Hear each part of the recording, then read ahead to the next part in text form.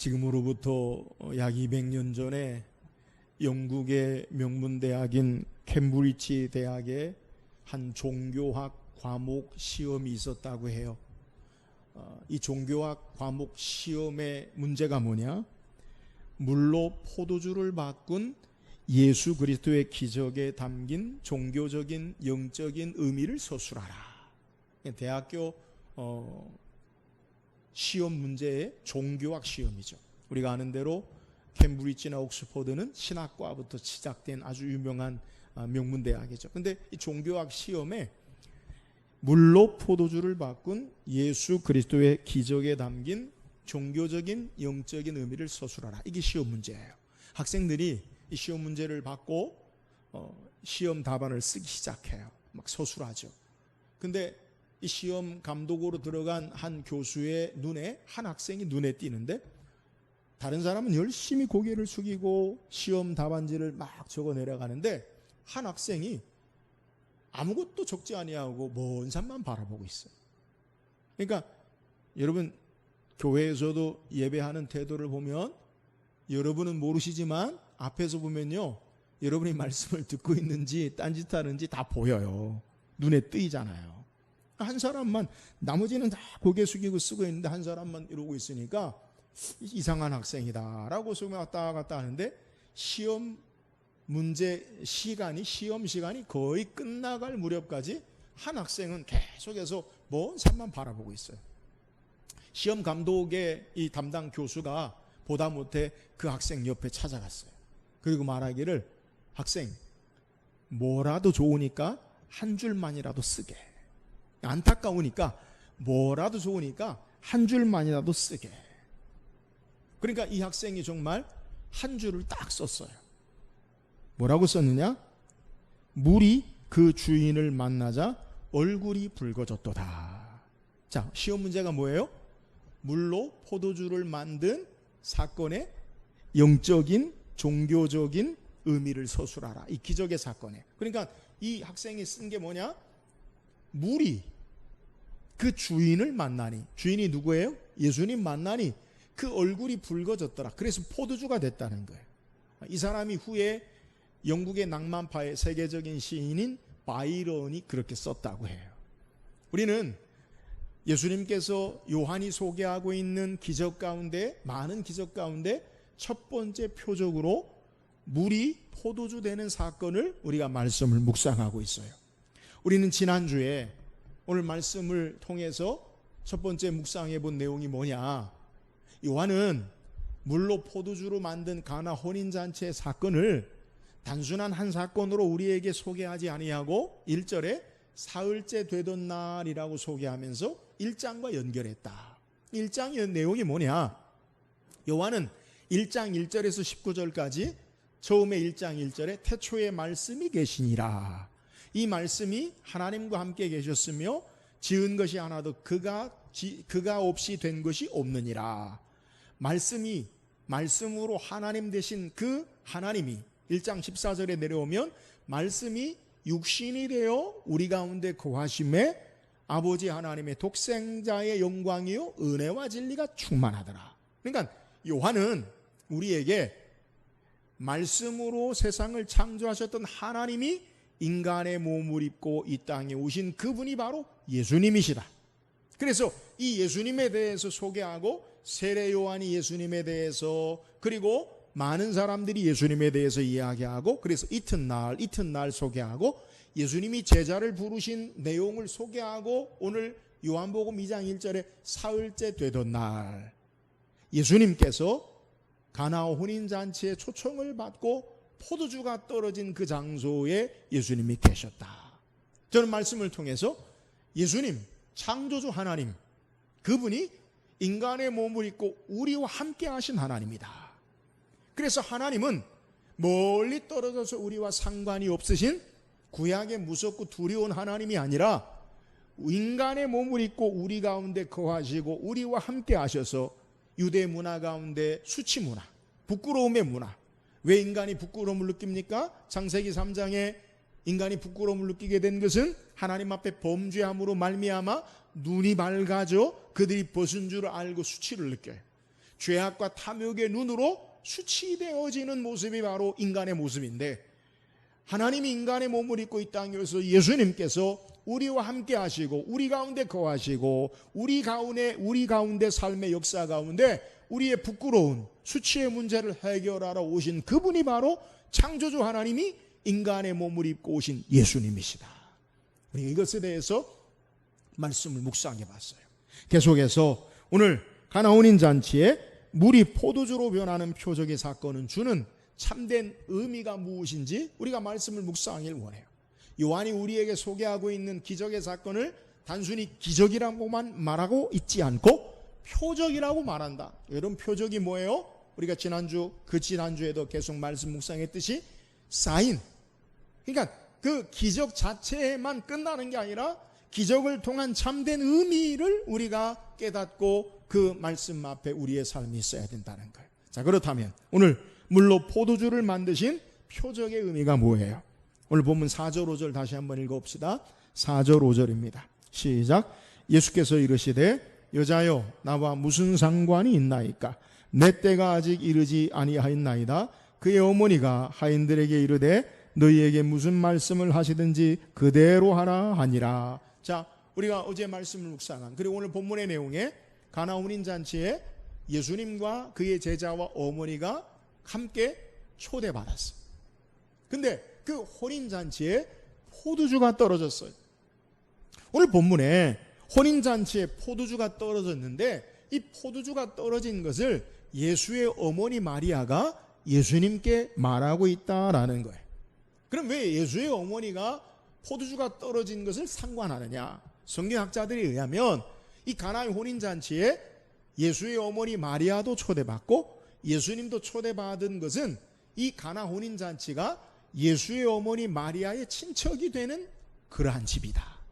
그래서 예수의 어머니와 사촌, 그러니까 예수님에게는 이모 정도 되는 그러한 것으로 성경학자들은 봐요. 그러니까 일정한 자기 친척, 예수의 어머니 마리아의 언니든지 동생이든지 그 집이니까 일정 부분 마리아도 그 잔치에 책임을 맡은 거다라고 그렇게 해석을 해요. 자, 포도주가 떨어진 것을 예수의 어머니 마리아가 연회장, 우리말로 파티 플래너, 이 결혼식을 하면 결혼식을 다 주관하고 담당하는 사람이 있어요. 식당에서도 그런 사람이 있어요. 근데 이 연회장이 말하지 않고 어머니 마리아가 예수님께 말하고 있어요. 이상하죠?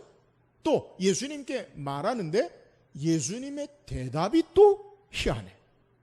오늘 본문에 왜 그러면 마리아가 예수님께 말하느냐? 포도주가 떨어졌다. 그러니까 예수의 어머니는, 마리아는 예수님에게 그 문제를 말하고 또 예수님은 마리아에게 뭐라고 이야기하느냐? 오늘 성경에 여자여 나와 무슨 상관이 있나이까? 내 때가 이르지 아니하였나이다.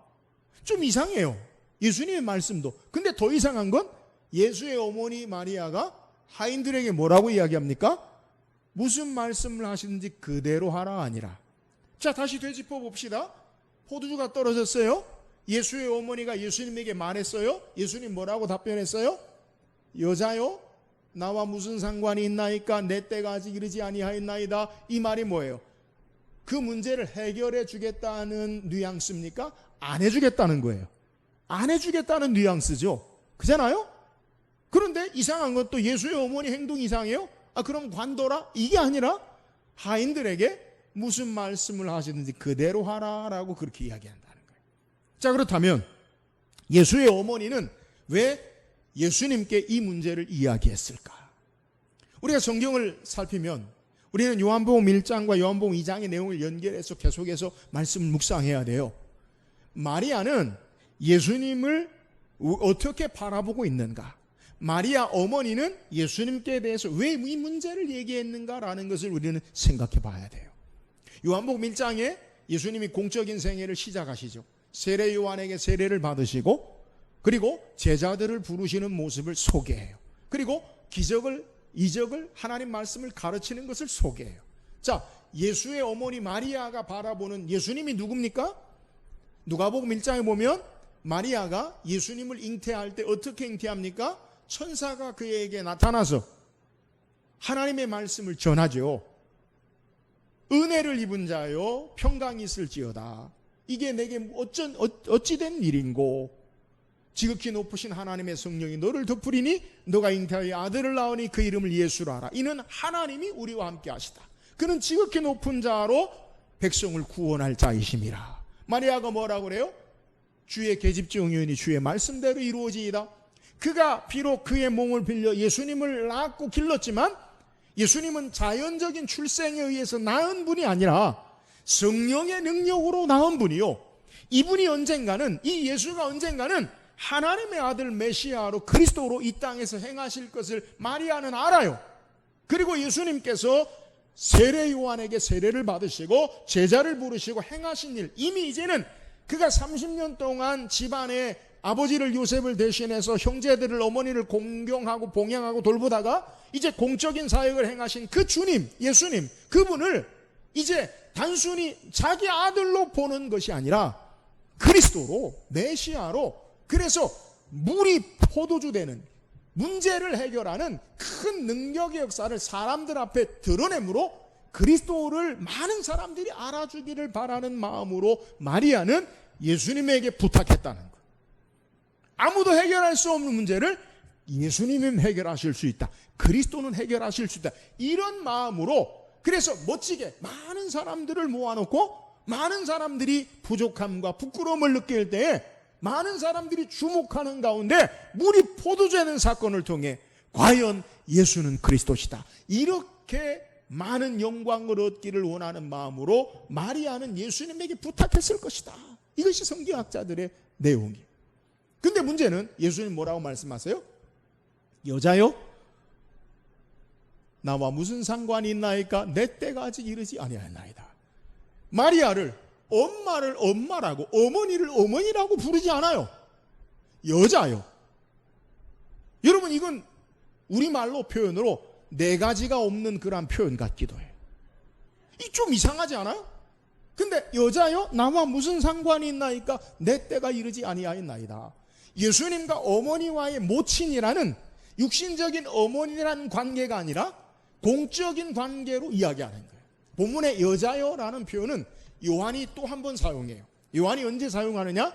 십자가에서 달리실 때에 사랑하는 제자 요한에게 자기 어머니 마리아를 부탁할 때 불러요. 그래서 성경 요한복음 19장 26절에 보니까 예수께서 자기 어머니와 사랑하시는 제자가 곁에 서 있는 것을 보시고 자기 어머니께 말씀하시되 여자여 보소서 아들이니이다. 그래서 여자여라는 표현은 네 가지가 없는 그런 표현이 아니라 아주 여인을 극존칭하는 경이로운 따뜻한 표현이라는 거예요. 근거로 1세기에 로마의 황제 가이사 아구스투, 이 가이사 아구스투가 클레오파트라하고 사랑을 했어요. 그래서 애굽에 가게 돼, 물론 패해서 황제가 되지 못했지만 그 가이사 아구스도가 클레오파트라를 부를 때 이 헬라어로 귀나이라고 하는데 여자요라는 표현을 썼다는 거예요. 그러니까 극존칭의 표현이에요. 예수님은 단순히 육신의 어머니와의 관계로 표현하는 게 아니라 공적인 존칭하는 관계로 여자요라고 표현하면서 내 때가 아직 이르지 아니하였나이다 라고 그렇게 얘기한다는 거예요. 그러면 예수님이 말씀하시기는 그 때가 뭐예요? 예수님이 이 땅에 어떻게 일을 하시고 사역하시고 기적을 베푸셨는가? 그것을 우리에게 소개하는 거예요. 성경에 예수님께서 언제 어떻게 그의 일을 행하시느냐? 요한복음 8장 29절 말씀에 나를 보내시니가 나와 함께 하시도다. 나는 항상 그가 기뻐하신 일을 행함으로 나를 혼자 두지 아니하셨느니라. 여러분, 예수님이 행하시는 삶에는 원칙이 있어요. 기준이 있어요. 나를 보내시니가 나와 함께 하시도다. 내가 항상 그의 기뻐하시는 일을 행함으로 그가 나를 혼자 두지 아니하신다. 예수님은 어떤 일을 행하시고 어떤 기적과 어떤 사역을 행하십니까? 하나님과 함께 하시고 하나님이 기뻐하시는 일을 행하신다는 거예요.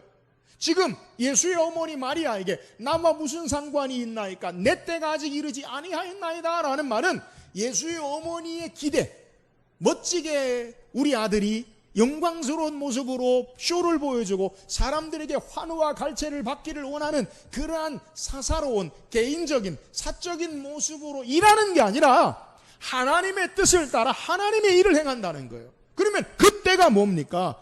요한복음 12장 27절에 보면 예수님이 지금 내 마음이 괴로우니 무슨 말을 하리요? 아버지여 나를 구원하여 이때를 면하게 하여 주옵소서. 그러나 내가 이를 위하여 이때에 왔나이다. 예수님 말하는 이때가 뭐예요?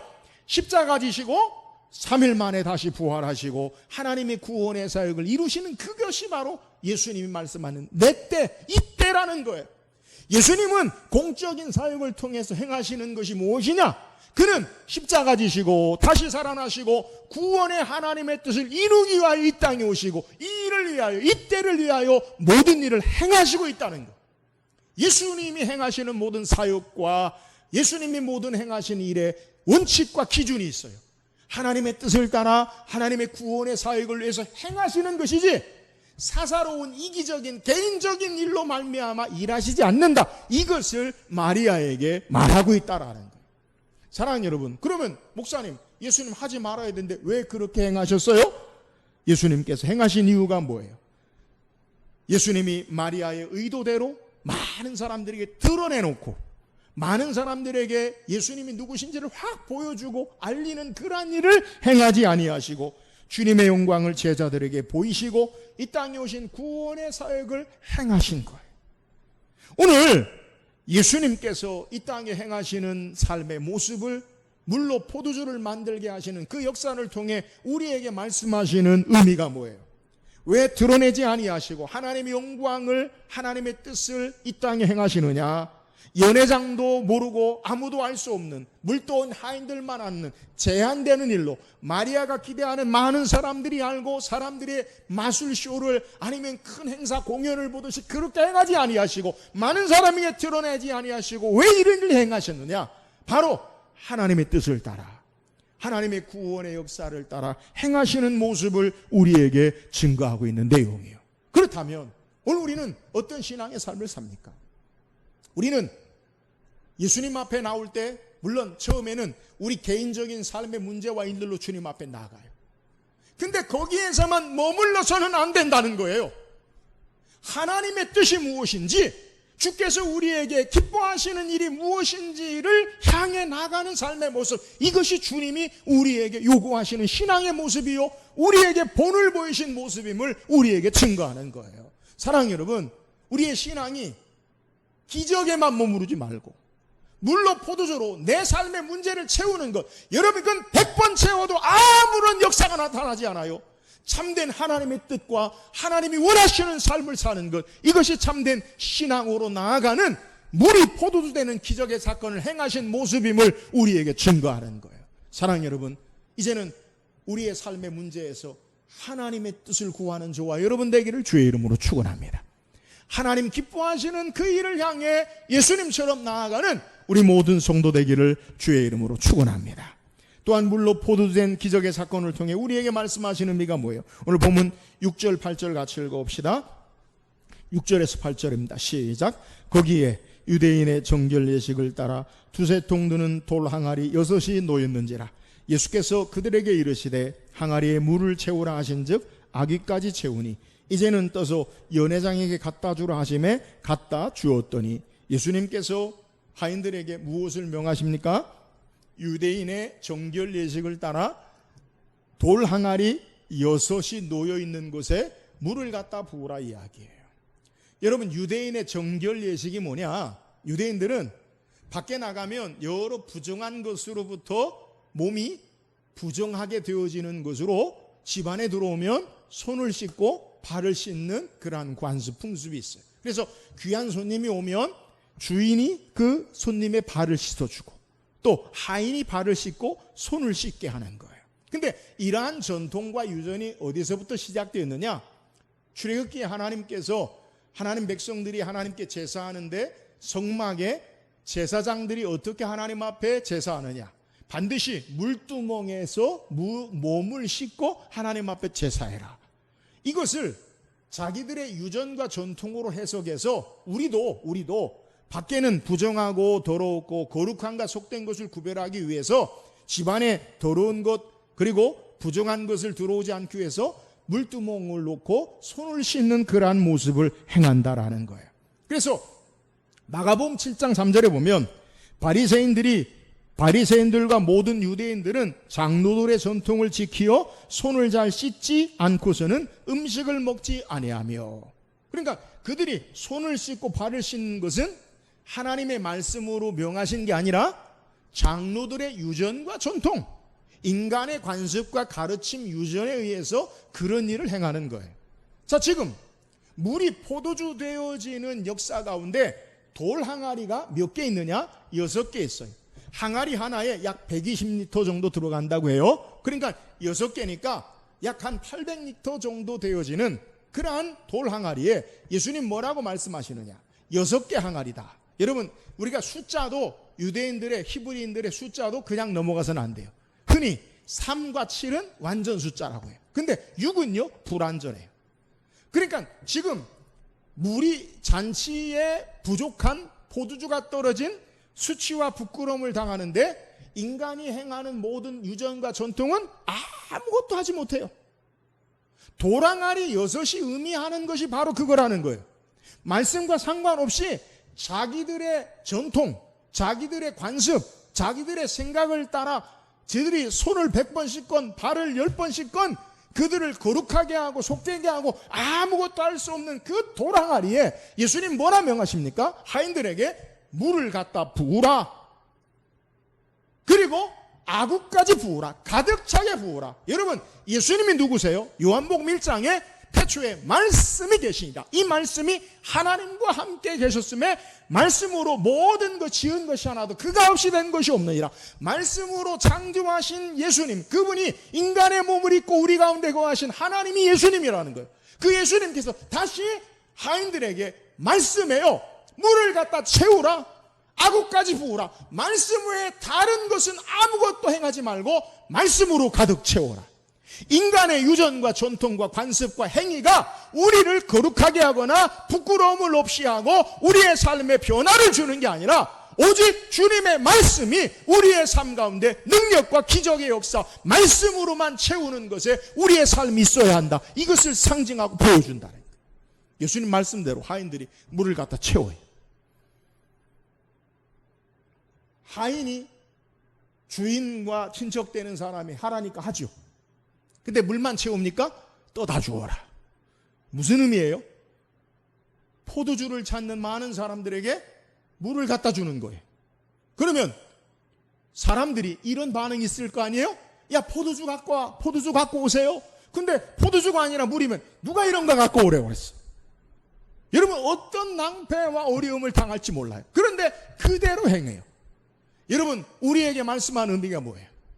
우리는 인간의 전통과 유전과 행위를 따라 살지 아니하고 오직 주의 말씀으로 어떤 것도 그 말씀에 가득 채워서 충만해서 말씀 앞에 앞서는 것이 없어야 돼요. 말씀에 다른 것이 섞이면 안 돼요. 우리는 말씀 그대로 우리의 삶을 살아야 하고 말씀을 따라 순종할 때 하나님의 능력의 역사가 나타남을 우리에게 소개해요.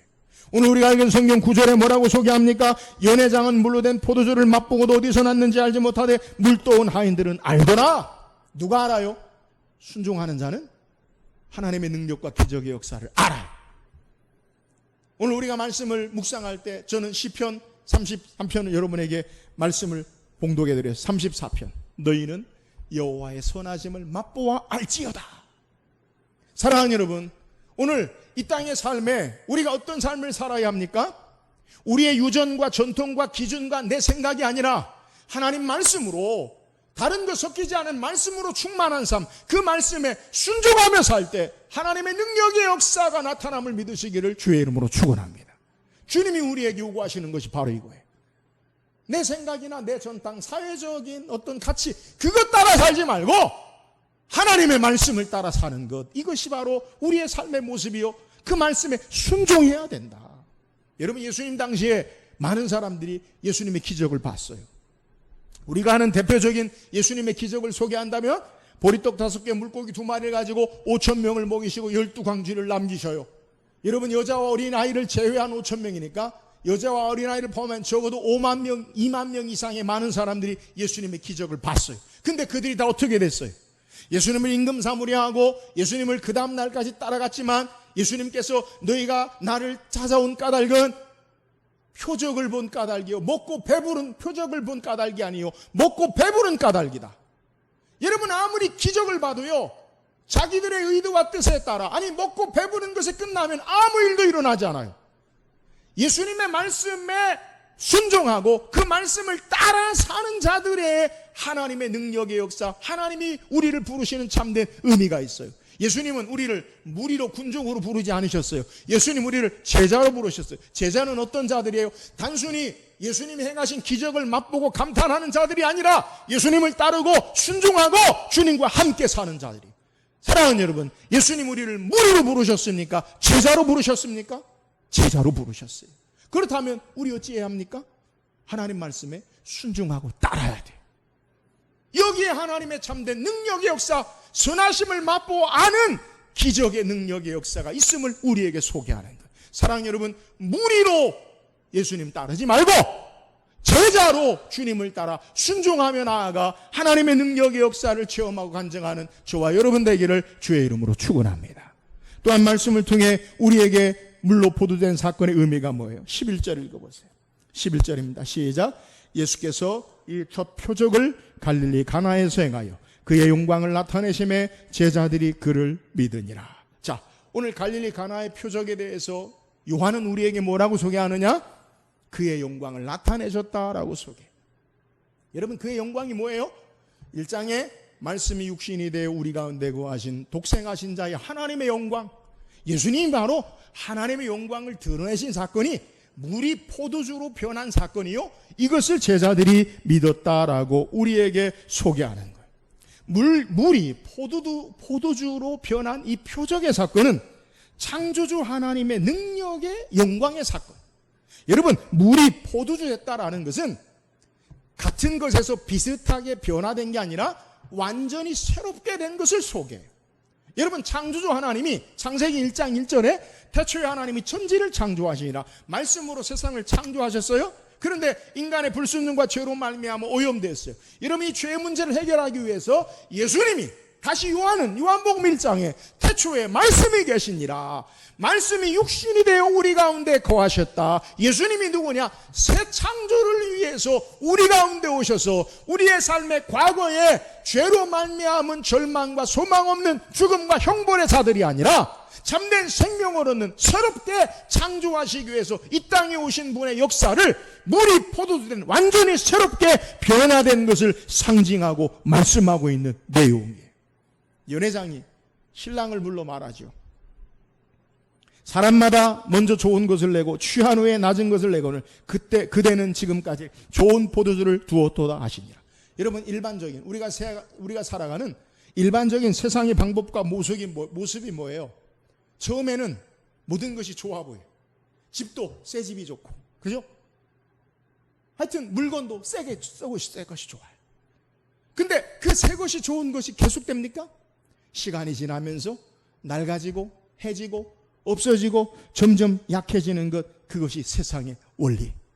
우리 인생도 마찬가지잖아요. 점점 낡아지고 헤어지고 약해지는 것, 그게 일반적인 모습이라는 거예요. 여러분, 이 땅의 피조 세계의 모습은 시간이 지나면 점점 낡아지고 헤어지고 약해져요. 처음에는 좋은 포도주를 내었다가 나중에는 별 볼 일 없는 포도주를 줘요.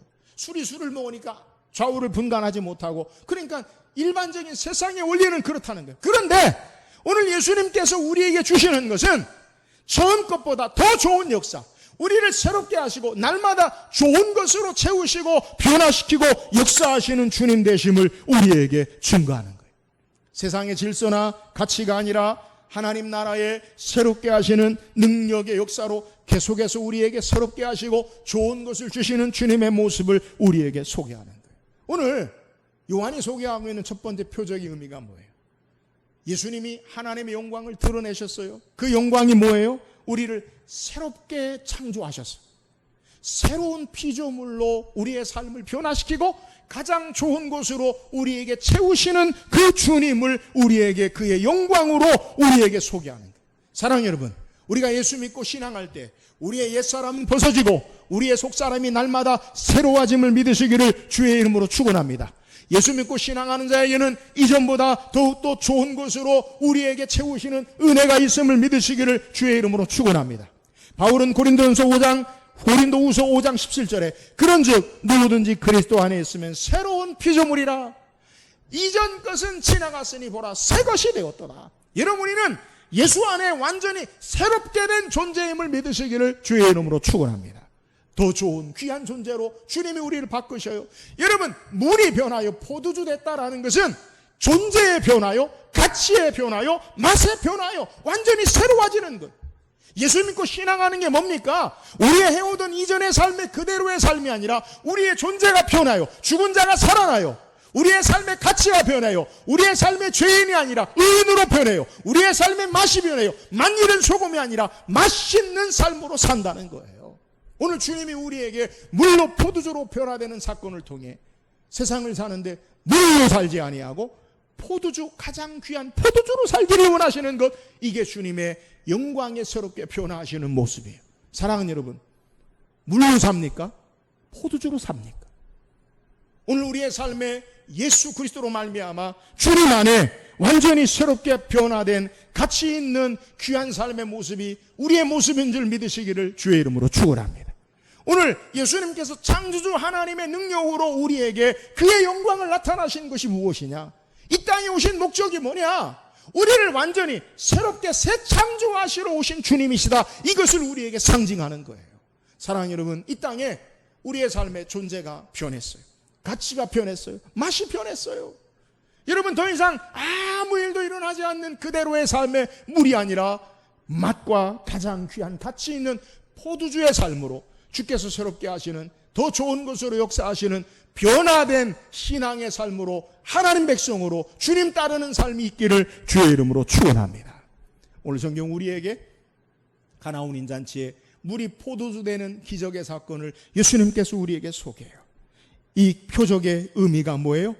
오늘 예수님이 행하시는 것, 그 일은 인간의 이기적인 욕심을 따라 어떤 일을 행하고 이루고 그것을 행하시는 분이 아니라 오직 하나님의 뜻을 따라 하나님이 함께 하시는 하나님의 구원의 역사를 이루시는 분이 예수님을 우리에게 소개해요. 오늘 우리가 이 물로 포도주된 가나안 혼인잔치의 표적을 통해 어떤 삶을 살아야 돼요? 나의 이기적인 욕심을 위해서 주님을 따르는 자들이 아니라 하나님의 뜻과 하나님의 구원의 역사를 위해서 우리의 삶이 신앙할 수 있기를 주의 이름으로 축원합니다. 물로 포도된 사건을 통해 우리에게 말씀하신 표적이 뭐예요? 우리는 인간이 가진 옛 전통, 우리의 가치, 우리의 생각, 세상의 삶의 모습이 아니라 하나님의 말씀을 따라 순종하고 제자로 살아야 함을 우리에게 소개해요. 사랑하는 여러분, 오늘 주님이 우리를 제자로 부르셨어요. 우리는 무리와 군중, 단순히 표정만 기적만 바라보고 따르는 자들이 아니라 주의 말씀에 순종함으로 하나님의 참된 제자의 삶을 살아야 하는, 여기에 하나님의 능력의 역사가 있음을 알고 신앙해야 함을 우리에게 증거해요. 날마다 제자로 주의 말씀에 순종함으로 능력의 역사를 감당하는 저와 여러분 되기를 주의 이름으로 축원합니다. 오늘 표적의 의미가 뭐예요? 물이 포도주 되는 사건을 통해 하나님의 영광을 우리에게 나타났어요. 그게 뭐예요? 새 창조의 역사로 창조주 하나님, 말씀으로 세상을 지으신 하나님이 말씀으로 우리를 새롭게 창조하셔서 가장 귀한 삶으로 변화시키는 것. 여러분, 예수 믿고 신앙하는 것은 이전 것은 지나가고 새롭게 변화된 자들이 되어야 돼요. 존재의 변화, 가치의 변화, 맛의 변화. 그래서 이제는 세상을 물로 살지 아니하고 가장 귀한, 더 좋은 포도주로 주님의 말씀을 따라 변화된 새 창조의 피조물로 사는 저와 여러분 되기를 주의 이름으로 축원합니다.